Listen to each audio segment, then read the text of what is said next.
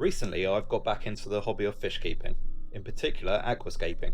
I did my first attempt at aquascaping and recorded the process, so if you're interested, I've created another channel called OTR Aqua where you can keep up to date with my progress. The centerpiece of my first tank is this piece of slate, which as you can see has two platforms on it. I thought the upper platform would be ideal for a root over rock planting, and since it's in a fish tank, I will be doing an aqua bonsai, so the tree will get its nutrients from the water rather than the soil, much like hydroponics. I thought the most forgiving species to try this with would be a ficus, so I took a cutting from my brother's bonsai and have been allowing it to root.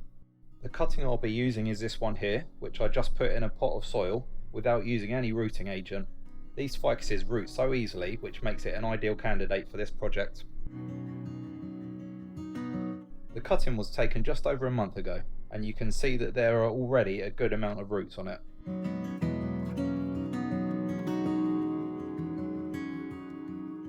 The prep for getting this ready to be used as an aqua bonsai is really simple, as all I need to do is remove as much of the soil as possible.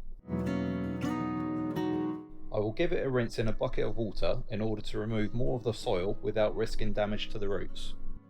That's got rid of the majority of the soil, and the little amount remaining won't be detrimental to the fish tank, as it has only just been set up and will be having a water change tomorrow and will be left for at least a week before adding any livestock.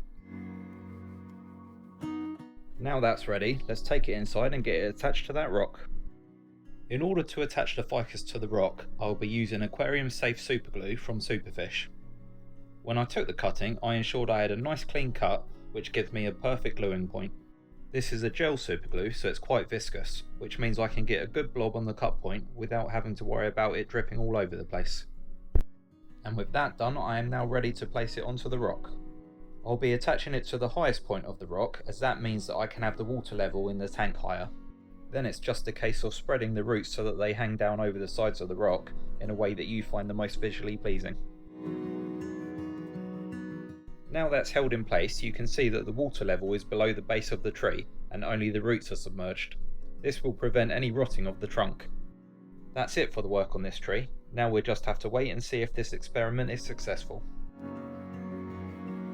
And now it's time for an update on this lovely rainy February afternoon, and it's going to be the privet that I repotted in the last video.